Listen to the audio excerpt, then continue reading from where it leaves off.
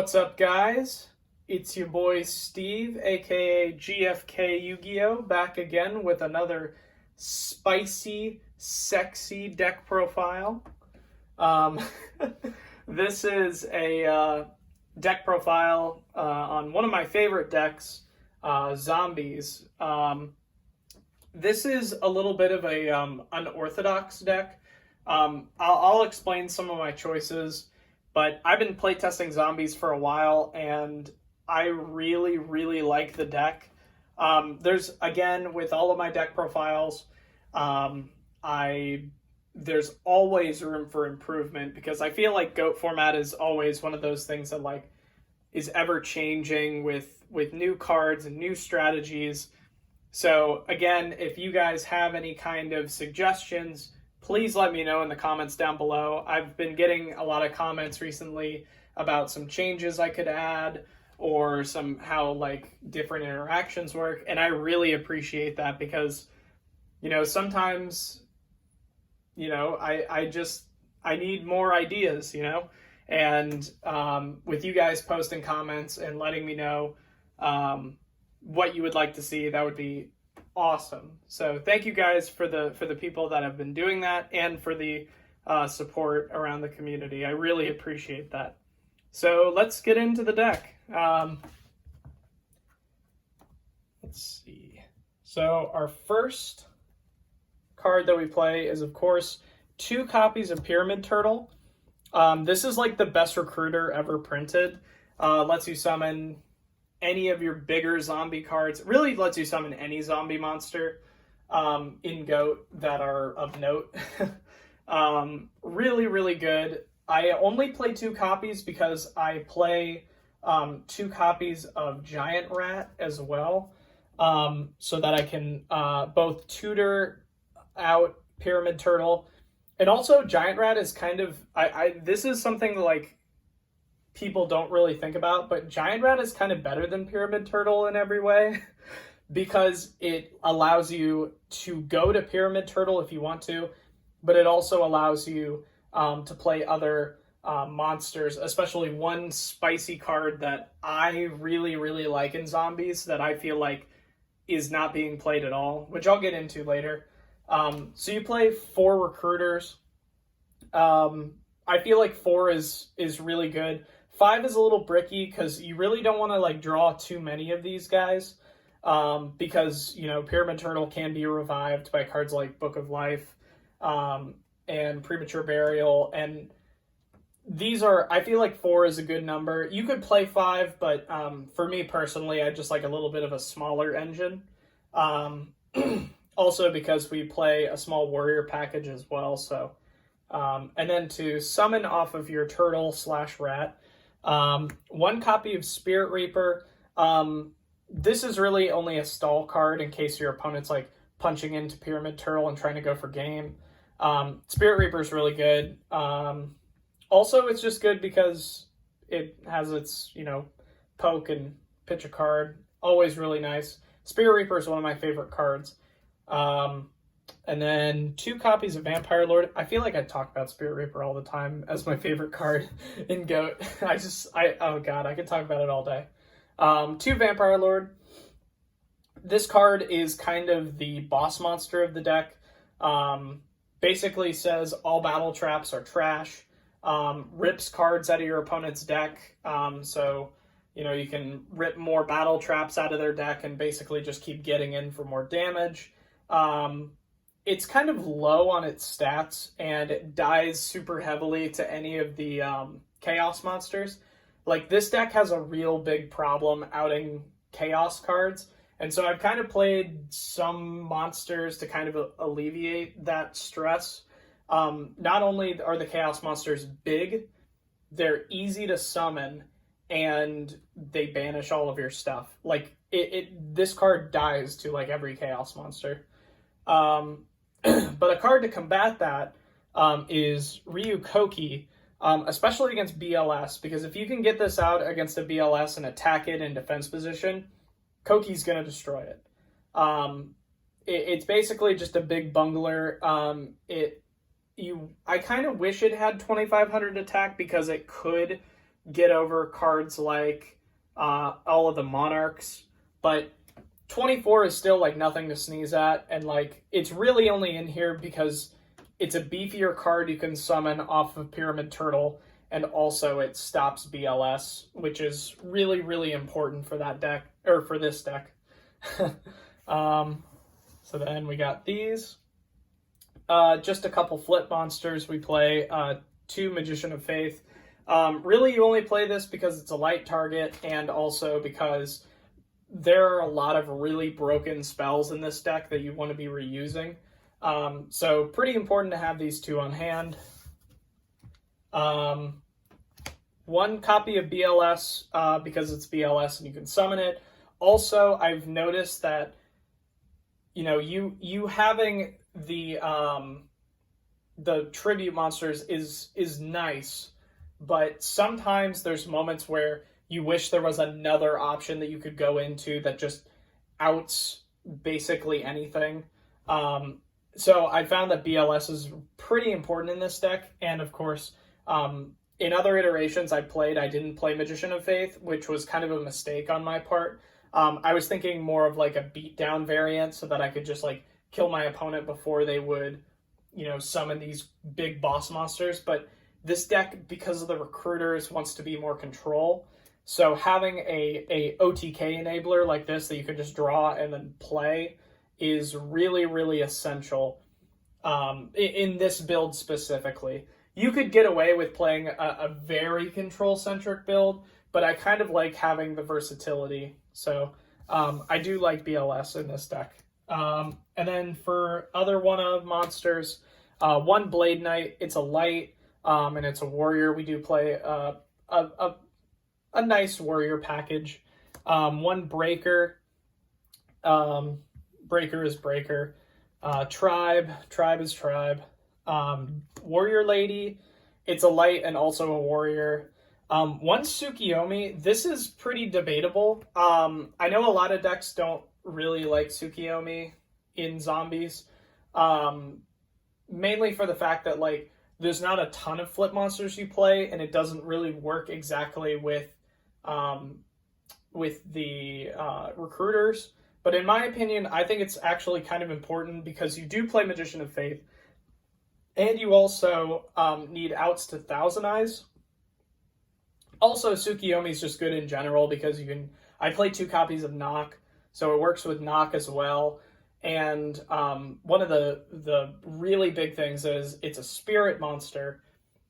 So with cards like Creature Swap, you're allowed to switch out your Tsukiyomi with your opponent's monster and then get your Tsukiyomi back to hand. So really, really important, in my opinion, to play this card because it is a spirit monster. As for other one-ofs, 1 Exiled Force. It's really, really good, and you're able, because you play Premium Call, you're allowed to summon it back. And we do play Rhoda, so we can get to it a little easier. Also, it's good because it's an Earth monster, so you could theoretically summon it off of your copy of Giant Rat. So really, really good. 1 Sangan, because most of the cards in the deck are searchable off Sangan. Sangan's really, really good in this deck. 1 Serpent. You know, it's Serpent. It's good. And then 1 copy of Injection Fairy Lily. This card is kind of the MVP of the deck, and this is a card that like not a lot of people are playing. It's good for a couple of reasons. 1, it beats over literally any card that is in the main deck that somebody's playing. There is no card other than what I can think of, Master of Oz, but that's somebody that's building a deck specifically around Master of Oz and is, you know, Master of Oz is the only card I can think of that could out Injection Fairy Lily. It does drain your life points, but it's so essential because you can summon it off of Giant Rat, and it becomes this gigantic beat stick that is a normal summon. There's a reason why this card is at 1, and I feel like not a lot of people are playing it. This card just straight steals games. It completely outs cards like BLS and any of the big chaos monsters, anything, anything you could think of other than Master of Oz, this card beats. So that's why I play Fairy Lily. Super essential in my opinion. For this deck specifically, you can, it's only really good because you can summon it off of Rat. In other GOAT decks, I probably wouldn't recommend it, but because it's so easy to get out because of Sangan and because of Rat, that I think it's essential to this deck. That's it for the monsters. As for the spells, we play 2 copies of Book of Life. I've been back and forth on this card, but I think 2 is probably the right number. Basically, just lets you Monster Reborn a zombie and then banish a card out of your opponent's grave. Really good against Chaos. Really good when your opponent has a Serpent in grave, or 1 dark monster or 1 light monster so that they can't summon BLS. Book of Life is just really, really good. And there's really no time that I've found that the card isn't live or going to be live in a turn. So that's why I play it at 2. Also, I'm I'm a huge bluff guy. I will always if I can't use a card, I'll just set it and bluff it and see if my opponent will MST or Heavy Storm, or Dust Tornado, just because I have a set card. I'm really big on that. So having a card like Book of Life that, is probably going to be live next turn, but there's no exact guarantee that it will be. It's really nice to have this be a bluff card because it fits into my play style. Same thing with Knock. Knock is not as good in this deck, but I still think it's pretty important because it gets rid of any of the busted flip monsters. And some of the equalizing flip monsters like Cyberjar and Morphing Jar, which I don't like in this deck, because basically those cards, especially Cyberjar, don't let you get into your Vampire Lord or your Ryu Senshi. Or, oh my god, I just blanked on the name. It's not Ryu Senshi. It's Ryu Koki. I'm stupid. Anyways, moving on, my embarrassment intensifies. We got 2 copies of Creature Swap. This card's really, really good. It works with a bunch of different cards. It works with Tsukiyomi. It works with any of the recruiters, with Sangan, with Serpent. It's just a really, really good card. And there's so many targets for it, which is the really important part. So that's why we play it. And then for the 1-ofs, 1 Pot of Greed, 1 Graceful Charity, 1 Duo, 1 Preemie, 1 MST, Snatch Steal, Heavy Storm, just the regular 7. And then we play 1 copy of Rhoda and 1 copy of Brain Control. Rhoda is pretty essential because you play 3 warrior monsters, and I feel like that's kind of the right ratio. Brain Control is kind of up to player preference. I also have 3 cards that you could supplement instead of Brain Control. I found this to be the best because it outs the Chaos monsters, and it unbricks hands if you draw one of your zombies that you have to tribute.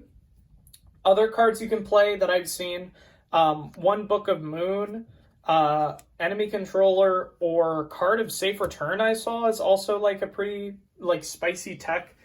Card of Safe Return is kind of debatable because it doesn't do anything unless you have other cards to work with it. Enemy Controller is good because it also is just straight removal for anything, and also it doesn't have to work. It doesn't have to have another card. It has other effects, and also being a quick effect, it acts as a pseudo battle trap.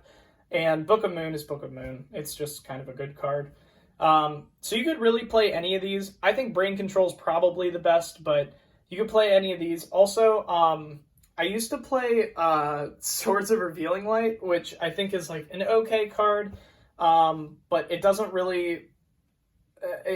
it's more of a stall card because you're begging for your opponent to begging for your opponent to stop attacking you so that you can go and try and find some outs to whatever board they've made. So I'd rather be proactive than reactive, if that makes sense, and try and take their cards and keep my plays going rather than just sitting there and waiting for me to top deck something great. So that's why I play Brain Control. Also, it's a good OTK card. Just throwing that out there as well. And then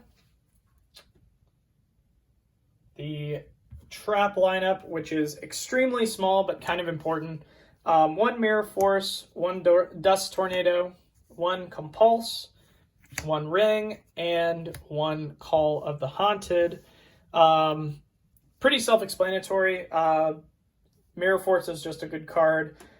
Dust Tornado, I feel like you could probably play cards like Regeki Break, but I don't really feel as comfortable with playing cards that make me discard a lot. Compulse, I think, is really, really good in any Recruiter deck, and I think you should play it at 1 in at least any Recruiter deck. It's, in some instances, it's good against Chaos. It's basically just like stops your recruiters from being blown up by like an exiled force or anything like a tribe infecting virus. It can bounce those back. There's an argument to be made that you could like cut these two for 2 Regeki Breaks or a Dusk and a Sock.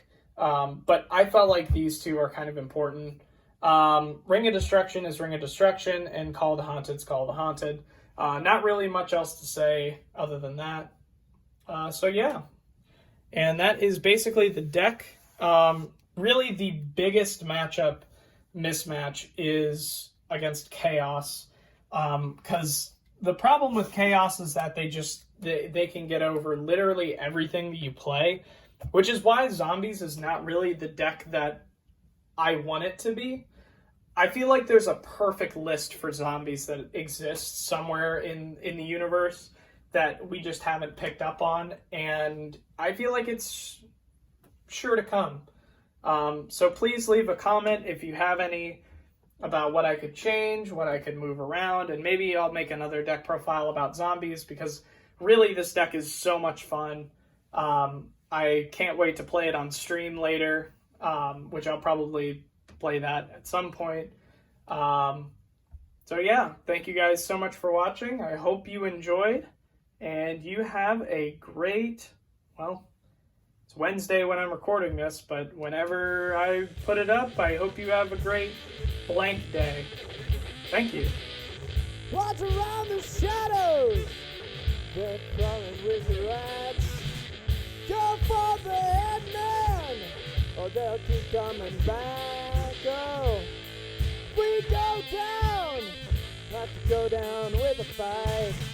Can't beat 'em, join 'em. Zombies will take the night.